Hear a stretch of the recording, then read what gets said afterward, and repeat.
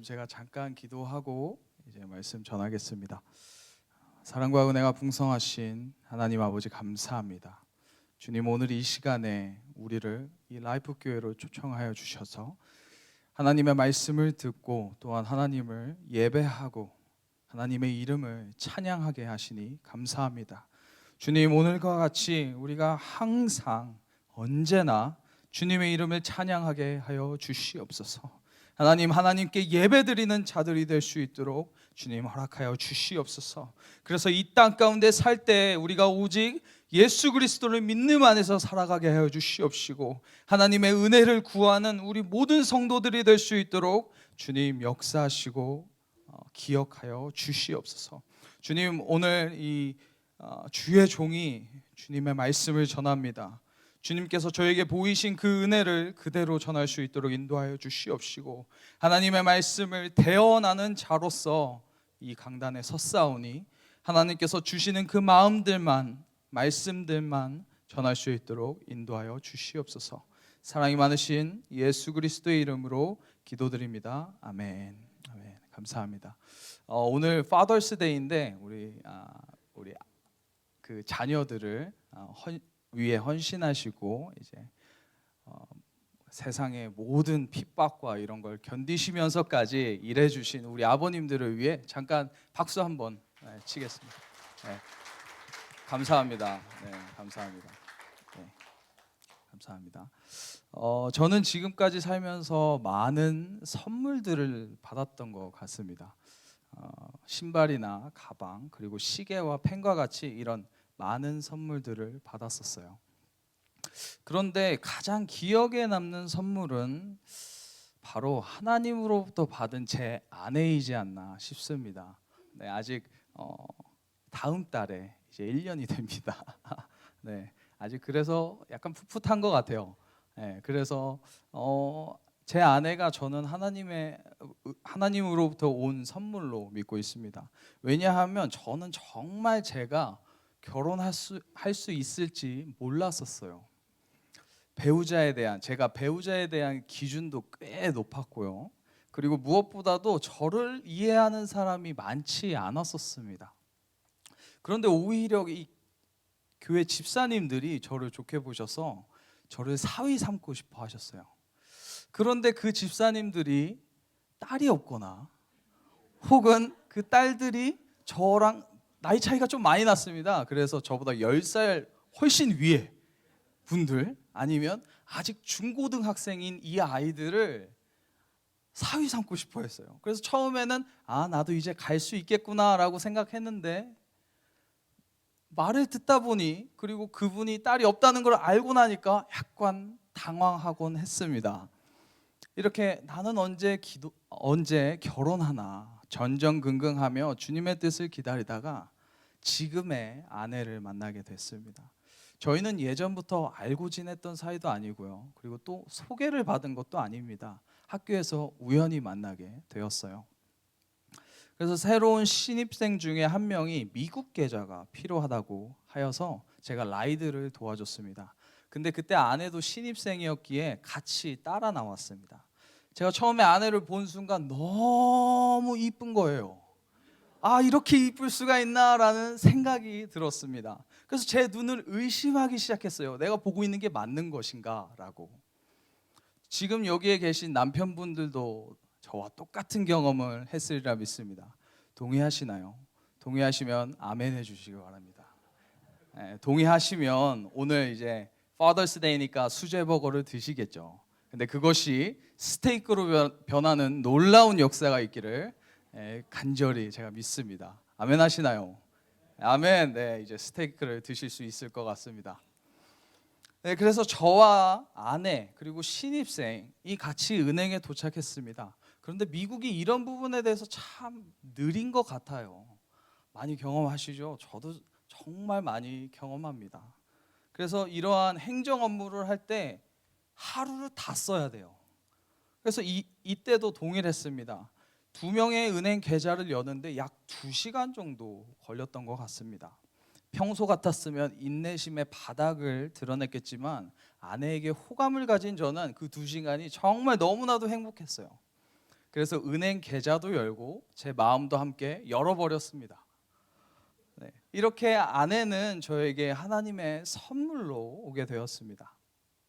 그럼 그렇다면 여러분은 하나님의 선물을 어떻게 받으셨나요?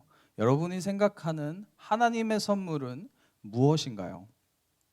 바울은 오늘 말씀을 통해 하나님의 선물에 대해서 말하고 있습니다. 오늘 본문 말씀인 8절에 이렇게 나와 있습니다. 너희는 그 은혜에 의하여 믿음으로 말미암아 구원을 받았으니 이것은 너희에게서 난 것이 아니요 하나님의 선물이라. 아멘. 바울이 말하는 하나님의 선물은 구원입니다. 그런데 그 구원은 하나님의 은혜로 인하고 믿음으로 말미암았다는 것입니다. 그래서 오늘 말씀은 은혜와 믿음에 대해서 보려고 합니다. 그래서 첫 번째는 하나님의 은혜입니다. 죄인을 향한 하나님의 은혜입니다. 오늘 본문 1절부터 3절은 이방인과 유대인에 대해서 설명하고 있어요. 바울은 여기서 특별히 이방인과 유대인의 다름을 보여주고 있습니다. 그래서 바울은 1절에 이렇게 말합니다. 그는 허물과 죄로 죽었던 너희를 살리셨도다. 그런데 헬라어 원문에는 이렇게 써 있습니다. 너희는 허물과 죄로 죽었다라고만 적혀 있습니다. 살리셨다는 부분이 없어요. 그래서 유대인이었던 바울은 이방인들에게 이렇게 말합니다. 너희는 허물과 죄로 죽었다. 너희는 허물과 죄로 죽었다라고 말합니다. 그 이유는 2절에 나와 있습니다. 바울이 이렇게 말하고 있는 거예요. 너희 이방인들은 이 세상 풍조를 따르고 공중의 권세 잡은 자를 따랐으니 곧 지금 불순종의 아들들 가운데서 역사하는 영이라. 바울은 2절을 통하여 이방인들에게 분명히 말하고 있습니다. 너희는 명백한 죄인들이다 라고 말하고 있습니다. 그렇게 선포하고 있어요. 그런데 바울은 여기서 이방인들만 하나님의 심판을 받는 죄인들이라고 말하지 않습니다. 3절에 이렇게 기록합니다. 3절에 우리도 라고 말하면서 전에는 우리도 다 그 가운데서 우리의 욕심을 따라 지내며 육체와 마음에 원하는 것을 하여 다른 이들과 같이 본질상 진노의 자녀라고 말하고 있습니다. 그래서 바울은 1절부터 3절을 통해서 이방인이든지 하나님의 말씀을 받지 않는 이방인이든지 하나님의 말씀을 받은 유대인들인지 모두 동일하게 죄인이라고 말하고 있습니다. 이방인은 우리가 알다시피 자기 마음대로 살아요. 기준이 없으니까, 하나님의 말씀이 없으니까 마음대로 살면서 죄를 짓고 살아갑니다. 그리고 하나님의 율법을 알려고 하지도 않아요. 그래서 죄인이죠. 그런데 유대인들은 다릅니다. 유대인들은 하나님의 율법을 받았어요. 하나님의 말씀을 아는데도 자기 마음대로 삽니다. 하나님 뜻대로 살지 아니하고 자기 마음대로 내가 원하는 그 욕심에 따라 살아갑니다. 그래서 죄인들이에요. 그래서 이방인들과 똑같은 죄인이라고 오늘 바울은 말하고 있습니다. 오늘 본문 8절 말씀은 우리가 아까 읽었다시피 하나님의 은혜와 믿음에 대해서 말하고 있는데 왜 바울은 죄인에 대해서만 강조할까요? 왜냐하면 그리스도인들에게 가장 복된 것은 죄사함을 받는 것이기 때문입니다. 다윗은 시편에 이렇게 고백합니다. 시편 32편 1절에 허물의 사함을 받고 자신의 죄가 가려진 자는 복이 있도다. 아멘. 하나님께서 죄를 정말 가장 싫어하시는데 세상에 있는 모든 사람들이 죄인이었습니다. 이 중에 조금 괜찮은 죄인들이 있나요? 아니요.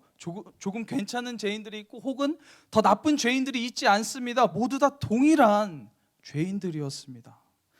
그래서 하나님의 말씀을 모르는 이방인이든지 하나님의 말씀을 알고도 내 마음대로 원하는 대로 내 마음에 가는 대로 행하는 유대인이든지 동일한 죄인들이었습니다. 근데 하나님은 이 죄인들을 너무 구원하고 싶으신 거예요. 그래서 하나님께서 어떠한 것을 하셨느냐면 은혜를 베풀기 시작하셨습니다. 오늘 본문 4절을 ESV 영어 버전으로 보면은 이렇게 나옵니다. But God, but God. 이 부분이 굉장히 중요합니다. 왜냐하면 3절까지는 죄인에 대해서 말을 하고 있어요. 우리는 분명한 죄인이다. 세상에 한 명도 빠짐없이 모두가 죄인이다 라고 말하고 있습니다. 그런데 4절로 넘어가는 그때 but, 그러나 라는 것을 사용합니다. 이 그러나는 문장과 문장을 연결해주는 접속사입니다. 그런데 이 그러나의 기능은 우리가 모두 아시는 것과 같이 이전에 있던 문장들과 반대되는 문장들을 말할 때 사용합니다. 그래서 제가 한 가지 예를 들어드릴게요. 제 이름이 박상영인데 박상영 전도사는 피부가 좋지 않다. 그러나 그는 잘생겼다. 동의하시기를 간절히 믿습니다. 그래서 이 예시에서 피부가 좋지 않다라는 건 제가 그렇게 피부가 좋지는 않습니다. 그래서 피부가 좋지 않다는 것은 팩트예요. 사실이죠. 그렇지만 이 피부가 좋지 않다는 것은 별로 중요하지 않습니다. 왜냐하면 그는 잘생겼다를 강조하기 위해서이죠. 네. 네. 동의하시지 않으시나 봐요. 네. 그래서 그는 잘생겼다라는 것을 강조하기 위해서 그러나를 사용합니다. 그래서 오늘 말씀에 바울은 4절부터 드러낼 하나님의 은혜를 최대한 강조하기 위해서 1절부터 3절까지 모든 사람이 한 명도 빠짐없이 모든 사람이 죄인이라는 것을 분명하게 강조하고 있습니다. 왜냐하면 하나님의 은혜를 하나님의 은혜답게 말하려고. 그래서 우리가 이 말씀에 들었던 에베소 교인들과 같이 우리도 완전한 죄인임을 인정하면 인정할수록 그 안에서 하나님의 사랑이 더욱더 위대해집니다. 하나님의 사랑이 더욱더 위대해지는 것이 아니라 위대한 하나님의 사랑을 우리가 깨닫는 거예요. 우리가 죄인인 것을 깨달으면 깨달을수록 하나님의 은혜가 더욱 빛이 납니다. 그래서 하나님의 은혜를 온전히 100% 알기 위해서는 내 자신이 하나님 앞에서 완전한 죄인인 것을 인정해야 합니다. 로마서 5장 20절에 이렇게 말합니다. 율법이 들어온 것은 범죄를 더하게 하려 함이라. 그러나 죄가 더한 곳에 은혜가 더욱 넘쳤나니. 완벽한 하나님의 은혜를 설명하기 위해 바울은 1절부터 3절까지 우리가 모두 죄인이다. 너희는 명백한 죄인이다. 그러나 우리도 죄인이다라는 것을 강조하고 있습니다. 그리고 이 접속사라는 것을 사용하면서 우리가 죄인이었을 때 우리가 하나님을 알지도 못하고 하나님의 말씀을 들어도 알아도 따르지 아니하는 그때 하나님의 구원이 하나님의 은혜가 시작했다는 것을 임했다는 것을 보여줍니다. 그런데 하나님의 구원 사역에 있어서 이 은혜만 있지 않습니다. 우리의 믿음도 요구하셨어요. 그래서 오늘 말씀 4절부터 7절은 믿음에 관해서 말하고 있습니다. 우리가 누구를 믿어야 하고 그리고 우리가 누구를 쫓아가야 되는지 분명하게 말하고 있습니다. 그래서 두 번째는 예수 그리스도를 믿는 믿음입니다. 첫 번째는 1절부터 3절까지 첫 번째는 하나님의 은혜가 무엇인지 그리고 왜 그것이 하나님의 은혜인지 말했으면 이제는 너희가 믿어야 할 것이 무엇인가를 말하고 있습니다. 그래서 바울은 4절에 하나님이 어떠한 분이신지 설명하고 있습니다. 4절을 다 같이 보겠습니다.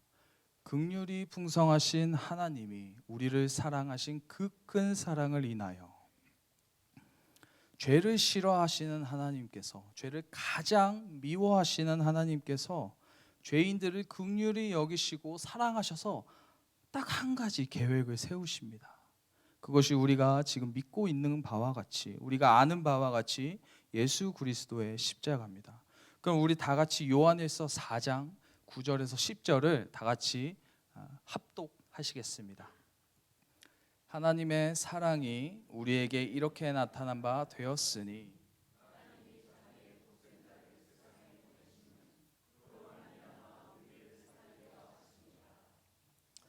여기 있으니 우리가 하나님을 사랑한 것이 아니요 하나님이 우리를 사랑하사 우리 죄를 속하기 위하여 화목제물로 그 아들을 보내셨음이라. 아멘. 하나님의 사랑이 나타났습니다. 예수 그리스도의 십자가를 통해서 하나님의 사랑이 나타났습니다. 그런데 여기서 분명히 말하는 것은 우리가 먼저 사랑한 것이 아니에요. 내가 먼저 예수님을 믿은 것이 아닙니다. 하나님께서 먼저 나를 사랑하셨습니다. 그리고 우리의 죄를 속하기 위하여, 우리는 예수님이 누군지도 모르지만 죄를 속하기 위하여 예수 그리스도를 이 땅에 보내시어 십자가를 지시게 하셨습니다. 하나님이 이 죄인들을 사랑하셔서 예수 그리스도를 이 땅에 보내셨어요. 그리고 그 힘든, 죄인이시지도 않은데 그 힘든 십자가를 짊어지시고 갈보리 언덕에 올라가셨습니다. 그리고 그 십자가를 통해서 죄인들을 구원하셨습니다. 바울은 이 말씀이 너무 중요한 거예요. 바울은 구원에 있어서 예수 그리스도의 십자가가 너무 중요하기에 이 부분을 굉장히 자세히 말하고 있습니다. 그래서 5절과 6절에 이렇게 나옵니다. 허물로 죽은 우리를 그리스도와 함께 살리셨고, 또 6절에 함께 일으키사 그리스도 예수 안에서 함께 하늘에 앉히시니 라고 말씀하십니다. 예수님과 함께 죽었던 우리들, 믿음으로 말미암아 함께 죽었던 우리들, 그리고 예수님의 죽음으로 죄값을 치른 우리들을 예수 그리스도와 함께 살리셨고 일으키시고 하늘에 앉히셨다는 것입니다. 예수님과 함께 살리시고 일으키시고 하늘에 앉히신 것은 다 다른 의미가 있습니다. 그래서 예수님과 함께 살리셨다는 것은 죄로 인해 하나님과 단절되었던 나의 영적 관계가 회복되었습니다. 우리가 예수 그리스도와 함께 살아남으로 하나님과의 영적 관계가 다시 친밀해졌습니다. 화목해졌습니다. 그리고 예수님과 함께 일으켰다는 말은 우리가 죄의 노예로 살아가고 있을 때, 내가 죄에 내 몸을 주고 있을 그때 세상을 이기지 못했어요. 그러나 우리가 믿음으로 예수 그리스도와 함께 일으켰다라는 말은 우리가 예수 그리스도와 함께 이길 수 있다는 것을 의미합니다. 그래서 예수님과 함께 그래서 골로새서 3장 1절부터 2절에 이렇게 말하고 있습니다. 그러므로 너희가 그리스도와 함께 다시 살리심을 받았으면 위의 것을 찾으라. 거기는 그리스도께서 하나님 우편에 앉아 계시느니라. 2절에 이렇게 말하고 있습니다. 위의 것을 생각하고 땅의 것을 생각하지 말라라고 합니다. 예수님과 함께 살리심과 일으키심을 얻었다면 이제는 땅의 것을 생각하지 말고 세상의 것을 생각하지 말고 복음을 위해 살라는 것입니다. 하나님의 나라를 위해 살라는 것입니다. 왜냐하면 그것을 위해 예수님께서 우리를 일으키시고 살리셨기 때문입니다. 왜냐하면 우리는 하늘에서 예수님 안에서 함께 하늘에 앉았기 때문입니다. 예수님 안에서 함께 하늘에 앉았다는 것은 우리의 신분이 완전히 바뀌었음을 의미합니다. 1절 말씀과 같이 우리 이방인들은 불순종의 자녀들이었습니다. 불순종의 아들들이었어요. 그리고 3절 말씀과 같이 하나님의 말씀을 받은 그리스도인들은 내 마음대로 살기 때문에, 하나님의 말씀을 알지만 내 마음대로 살기 때문에 본질상 진노의 자녀들이었습니다. 그런데 이 죄인들이 예수님을 통하여 이제는 하나님의 아들이 선포되었음을 말하는 것입니다. 예수님 안에서 함께 하늘에 앉았다는 것은 우리의 상태가, 우리의 이 신분이 하나님의 아들이 되었어요. 믿음으로 말미암아 예수님과 함께 살아나고 일으키심을 얻었다면 우리는 이제 죄의 노예가 아닙니다. 하나님의 아들로서, 하나님의 자녀로서 살았다는 겁니다. 우리의 신분이 완전히 바뀌었음을 의미합니다. 그래서 예수님과 함께 살리심, 일으키심, 그리고 예수님 안에서 하늘에 앉히심을 받았다는 것을 믿는 것이 오늘 말하는 예수님을 믿는 믿음입니다. 골로새서 2장 12절에 이렇게 말하고 있습니다. 너희가 침례로 그리스도와 함께 장사되고 그리스도와 함께 죽고 또 죽은 자들 가운데서 그를 일으키신 하나님의 역사를 믿음으로 말미암아 그 안에서 함께 일으키심을 받았느니라. 아멘. 오직 믿음으로 말미암아 예수님과 함께 죽고 예수님과 함께 살았다는 것을 의미합니다. 그래서 오늘 말씀 1절에서 3절은 하나님의 은혜가 무엇인지 굉장히 자세하게 설명하고 있습니다. 우리가 죄인인 것을 드러내면서. 그리고 4절부터 7절은 예수 그리스도의 믿음이 무엇인지, 우리가 무엇을 믿어야 되는지 자세히 말하고 있습니다. 그런데 여기서 한 가지 놀라운 비밀이 있습니다. 헬라어 원문으로 오늘 말씀을 보게 된다면 1절부터 7절까지 단 하나의 문장으로 이루어져 있습니다. 우리가 본 것과 같이 1절부터 7절은 하나님의 구원의 역사를 아주 간략하게 설명하고 있습니다. 그런데 이 수많은 문장들이 한 문장으로 이루어졌다는 것은 하나님의 구원의 역사가, 하나님의 구원은 우리가 죄인 되었을 때 시작되었다는 것을 보여줍니다. 하나님의 구원 역사 중에 우리가 한 것은 정말 아무것도 없습니다. 1절부터 7절까지의 주어는 단 하나인 하나님입니다. 하나님께서 하셨어요. 하나님께서 예수 그리스도를 이 땅에 보내시고 십자가를 지시게 하셨습니다. 하나님께서 하셨습니다. 그리고 1절부터 7절의 목적어는 우리예요. 우리를 위해 하나님께서 그 고통을 지나가게 하셨습니다. 그래서 구원 역사는 하나님부터 시작해서 하나님으로 끝납니다. 우리는 그것을 값없이 받은 그냥 수혜자일 뿐입니다. 하나님의 구원 중에 우리가 정말 한 것이 있다면 죄를 짓는 것밖에 없었습니다. 하나님 말씀을 모르면 모르는 대로 내 욕심을 따라 죄를 지었습니다. 하나님의 말씀을 알았어도 하나님의 뜻과 상관없이 내가 원하는 대로 내 마음의 욕심에 따라 행했었습니다. 그러나 이러한 죄인들, 하나님의 말씀을 알기 싫어하는 이 죄인들을 하나님께서는 긍휼을 베푸시기 시작하셨습니다. 그리고 하나님께서 사랑하기 시작하셨습니다. 그래서 독생자이신 하나밖에 없는 그 아들이신 예수 그리스도를 이 땅에 보내어 우리를 구원하셨습니다. 8절을 다시 보면 이렇습니다. 너희는 그 은혜, 하나님의 은혜에 의하여 예수님을 믿는 믿음으로 말미암아 구원을 받았으니 이것은 너희에게서 난 것이 아니다. 이것은 너희가 한 것이 아니다. 내가 너희에게 주는 선물이다 라고 말씀하십니다. 하나님께서 죄인들에게 은혜를 주시고 그리스도를 통하여 믿음을 주셔서 구원이라는 것을 받게 된 것입니다. 오직 믿음으로 말미암아 구원을 받게 되었습니다. 하나님의 은혜가 시작되어서 믿음으로 말미암아 구원을 받게 되었습니다.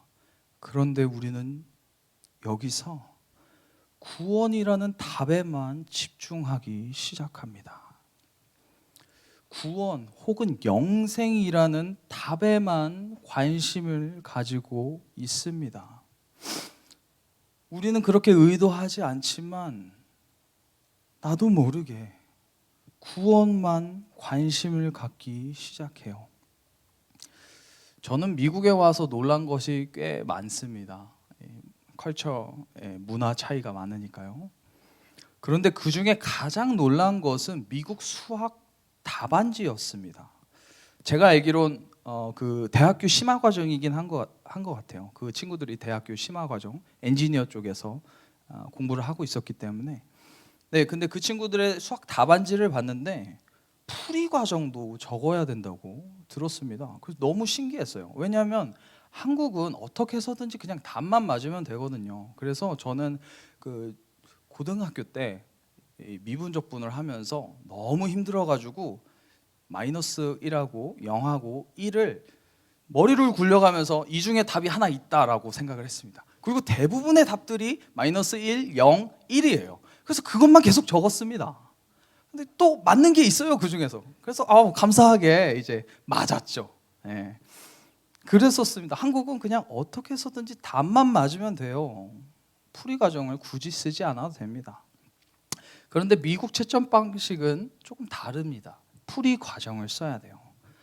미국 채점 방식 중에서 수학의 답을 맞았어도 풀이 과정이 틀리면 감점을 당하기 시작합니다. 저는 좀 이해는 안 가요. 이해는 안 가는데 왜냐하면 풀이 과정이 틀렸는데 어떻게 답이 맞지라는 생각이 들어요. 근데 어쨌든 풀이 과정이 틀리면 감점을 당하기 시작합니다.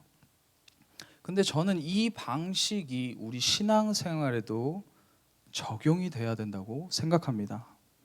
오늘 8절의 말씀처럼 하나님의 은혜로 인하여 예수 그리스도를 믿는 믿음으로 구원을 받은 것이 하나님의 선물입니다. 그런데 구원이라는 답에 집중해서 우리는 구원을 창출하려고 하고요, 산출하려고 합니다. 그것을 위해서 굉장한 노력들을 많이 합니다. 그래서 그 대표적인 노력의 예로 어떠한 행위들을 하기 시작합니다. 구원을 위하여 나의 힘으로 내 행위들을 바꾸기 시작합니다. 그래서 교회도 열심히 한번 나가보려고 하고 또 헌신도 한번 해보려고 합니다. 그리고 어떤 분들은 정말 마음에 굳은 결심을 하셔서 11조까지 드립니다. 정말 너무나도 감사한 것 같아요. 교회를 계속 나오시고 또 헌신도 하시고 11조까지 낸다는 것은 참 놀랍고 감사한 일입니다. 그런데 이 모든 것들로 인해 자기는 예수님을 믿는 신자라고 생각합니다. 겉보기에는 똑같은 것 같아요. 왜냐하면 똑같은 답이라는 것을 어떻게 보면 산출하고 있기 때문이죠. 그러나 이것은 풀이 과정이 틀린 구원입니다. 만약에 그 사람에게 믿음이 없다면, 믿음이 없이 교회를 나오고 믿음이 없이 헌신을 하고 믿음이 없이 11조를 한다면 그것은 구원을 정말 받은 사람인가 의심을 해볼 만합니다. 왜냐하면 그리스도인들은 구원을 받기 위해서 교회에 나온 것이 아닙니다. 그리스도인들은 하나님을 너무 사랑해서 하나님의 이름을 찬양하고 싶어서 교회에 예배드리러 나옵니다. 그리스도인들은 구원을 받기 위해서 헌신하지 않습니다. 그리스도인들은 예수 그리스도께서 나를 위해 죽기까지 복종하시면서까지 섬기셨으니 그 섬김으로 교회를 섬깁니다. 목회자를 섬깁니다. 성도들을 섬깁니다. 그리스도인은 구원을 받기 위해서 11조를 드리지 않습니다. 그리스도인들은 나를 포함한 나의 모든 소유가 하나님 것임을 인정하기에 11조를 드립니다. 그래서 11조를 교회에 드리는 것이 아니라 하나님께 드리는 거예요. 그래서 그리스도인들에게 교회로 예배드리러 오는 것, 교회를 위해 헌신하는 것, 그리고 교회를 통해 하나님께 11조를 드리는 것은 너무나도 당연한 것입니다. 그런데 어떤 사람들은 이것을 당연하게 생각하지 않습니다. 그래서 교회에 출석하는 거, 그리고 헌신하는 거, 그리고 교회에 11조 드리는 것만으로도 내가 신앙생활을 꽤 잘하고 있다 생각하는 것 같아요. 오히려 이것이 자부하는 것 같기도 합니다. 그리고 혹은 이 중에 하나만 해도 나는 꽤 괜찮은 그리스도인이라고 생각하는 것 같습니다. 바울도 우리의 이런 모습을 너무나도 잘 알고 있기 때문에 9절과 10절에 이렇게 말합니다. 9절에서 하나님의 선물은 행위에 난 것이 아니니 이는 누구든지 자랑하지 못하게 하려 함이라. 또 10절에 이렇게 말합니다. 우리는 그가 만드신 바라 그리스도 예수 안에서 선한 일을 위하여 지으심을 받은 자니 라고 말하고 있습니다. 하나님의 선물인 이 구원은 행위라는 과정을 통해서 받는 것이 아니라 믿음이라는 과정을 통해서 받는 것입니다. 그리스도인들은 믿음으로 말미암아 구원을 얻었으니 이제는 새로운 피조물입니다.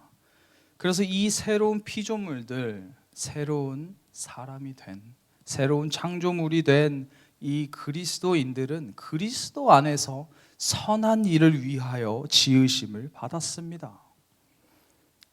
믿음으로 새롭게 된 이 피조물은 믿음으로 말미암아 구원을 얻었으니 더 이상 내가 내 힘으로 내 행위로 구원을 이루려 하지 않습니다. 갈라디아서 2장 20절에 이렇게 말합니다. 내가 그리스도와 함께 십자가에 못 박혔나니 그런즉 이제는 내가 사는 것이 아니요 오직 내 안에 그리스도께서 사시는 것이라. 이제 내가 육체 가운데 사는 것은 나를 사랑하사 나를 위하여 자기 자신을 버리신 하나님의 아들을 믿는 믿음 안에서 사는 것이라. 아멘. 믿음으로 새로운 사람이 된 그리스도인들은 그리스도를 믿는 믿음 안에서 사는 것입니다. 저는 결혼하고 초반에 내가 누군가의 남편이 됐다는 것을 믿지 못했습니다. 그게 또 믿겨지지가 않았어요. 그래서 의도한 건 아닌데 결혼 초반에는 싱글의 마음으로 살았던 것 같습니다. 그래서 아직도 부인이 아내가 없는 남자로 살았던 것 같아요. 한 번은 아내한테 물어보지도 않고 갑자기 연락 온 친구하고 점심 식사를 해결해 버렸습니다. 그때 당시에는 이게 이상한 건가 생각을 전혀 못했어요. 왜냐하면 저는 싱글의 마인드였기 때문이죠. 지금 생각하면 내가 큰 실수를 했구나라는 생각이 드는데 그때 당시에는 이게 전혀 이상하지 않았습니다. 근데 그때는 너그러운 제 아내는 흔쾌히 먹고 오라고 했죠. 그때 참 감사함을 느낍니다. 그리고 한 번은 또 이제 야외에 데이트를 하였습니다. 제 아내하고 저하고. 그래서 집에 갈 때가 되어서 속으로 내일은 아내하고 소진인데 제 아내 이름이 소진이하고 내일 몇 시에 만나지? 라는 생각을 했어요. 근데 집을 같이 들어가는 거예요. 그래서 이게 뭐지? 라고 생각하면서 내가 결혼을 했구나 라는 생각을 하게 되었습니다. 네. 저만 그런가요? 한번 그런 적이 있습니다. 이처럼 결혼을 하고 초반에는 실감이 되지 않습니다. 내가 결혼했다는 것에 대해서. 그런데 아내와 같이 살면서 점차적으로 제 신분이 총각에서 한 여자의 남편으로 바뀌었다는 것을 알게 되었습니다. 우리의 신앙생활도 똑같습니다. 처음에 예수님을 구주로 영접할 때 자신이 죄인임을 고백해요. 자기가 완전한 죄인임을 정말 눈물을 흘리며 고백합니다. 그리고 난 이제 오로지 하나님만 믿겠다고 결심 다짐을 합니다. 그런데 수련회를 갔다 오고 일주일 뒤에 나는 똑같죠. 이전과 똑같은 삶을 살고 있습니다. 내가 예수님을 주로 고백한 그 다음 날부터 예전과 똑같은 삶을 살고 있습니다. 왜냐하면 이전에 살던 버릇들이 있기 때문이에요. 그래서 이전의 삶으로 자꾸 돌아가려고 합니다. 그래서 세상에서 매번 넘어집니다. 예수님 안에서 새로운 피조물이 되었는데, 예수님 안에서 하나님의 자녀가 되었는데 세상 사람들과 똑같이 생각하고 생활하고 하고 있습니다. 그런데 구원은 놓치고 싶지 않아서 나의 행위를 바꾸려고 합니다. 그리고 이게 신앙생활인 것 같습니다. 그리고 어떤 사람들은 너무나도 감사하게도 열심을 가지려고 하는데 생각보다 잘 되지 않습니다. 나의 행위를 내 힘으로 바꾸려는 것은 우리가 믿지 못해서입니다. 하나님의 자녀가 되었고 자신이 하나님의 자녀가 되었고 죄를 이길 수 있는 힘이 그리스도 안에 있다는 것을 믿지 못해서 그렇습니다. 자신이 하나님 앞에서 얼마나 악한 죄인인지 생각해 보세요. 묵상해 보세요. 그러면 하나님께서 그래 너 죄인이야 정죄로 끝나지 않습니다. 하나님께서 하나님의 은혜를 보여주십니다. 하나님의 사랑을 우리에게 기억하게 하십니다. 우리의 힘과 능력으로는 정말 아무것도 할 수 없습니다. 그래서 무엇을 하려고 노력을 해요. 그런데 여기서 우리가 해야 되는 것은 나의 연약함을 인정하는 것입니다. 내가 연약해서 내가 죄인이기 때문에 주님 저 못해요. 주님 저에게 힘 주세요 라고 기도를 할 때 내 안에 계신 성령님께서 우리에게 힘을 주십니다. 우리에게 용기를 주십니다. 우리에게 말씀을 허락하십니다. 하나님께서 예수님만 믿으라고 할 때 정말 성령 하나님께서 일하기 시작하십니다. 그래서 성령 하나님께서 말씀을 통하여 예수님께서 우리에게 행하신 것들, 그 이루신 모든 것들을 생각나게 합니다. 그리고 예수님께서 걸으신 그 길들을 우리에게 똑같이 걷게 하십니다. 그래서 예수님을 믿는 믿음 안에서 사는 것이 신앙생활이고 그로 인해 하나님의 선물인 구원을 얻게 됩니다. 구원을 얻게 되니 이제 우리는 더 이상 구원을 하려고 노력하지 않아도 됩니다. 왜냐하면 우리는 믿는 즉시 구원을 얻고 하나님께서 절대로 우리를 포기하지 않으시기 때문입니다. 그래서 우리도 우리 자신을 포기하면 안 돼요. 하나님께서 나를 고치신다, 하나님께서 나를 인도하신다는 것을 굳게 믿으셔야 됩니다. 왜냐하면 하나님께서 절대 포기하지 않으시기 때문입니다. 저에게 가장 기억 남는 선물은 제 아내입니다. 그런데 저에게 가장 값진 선물은 하나님의 구원입니다. 하나님께서 제가 죄인 되었을 때 이 세상에서 죄의 노예로서 내 몸을 죄에게 맡길 때 하나님을 구해야 하는데 세상의 갈급함을 구하고 있을 그때 하나님께서 저를 먼저 사랑하셨습니다. 하나님께서 저에게 은혜를 먼저 베푸셨습니다. 저는 죄인으로서 영원한 형벌을 받아도 마땅한 사람이었습니다. 구원을 얻지 못해도, 구원을 받지 못해도 너무나 당연한 존재였어요. 그런데 하나님께서 예수 그리스도를 통해 복음을 알게 하셨습니다. 예수 그리스도로 말미암아 믿음이 생기기 시작했습니다. 그래서 하나님께서 저에게 예수 그리스도를 믿는 믿음을 주셔서 그 은혜로 말미암아 구원을 얻게 되었습니다. 구원을 선물로 저에게 주셨습니다. 저는 여러분에게 묻고 싶습니다. 여러분은 어떻게 하나님의 자녀가 되셨나요? 여러분은 왜 여러분께서 그리스도인이라고 생각하십니까? 지금 여러분의 삶의 주인은 누구신가요? 여러분은 이 구원이라는 것을 어떻게 얻으셨나요?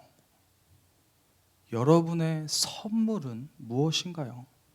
여러분께서 받으신 하나님의 선물은 어떤 걸로 기억하시고 계시나요?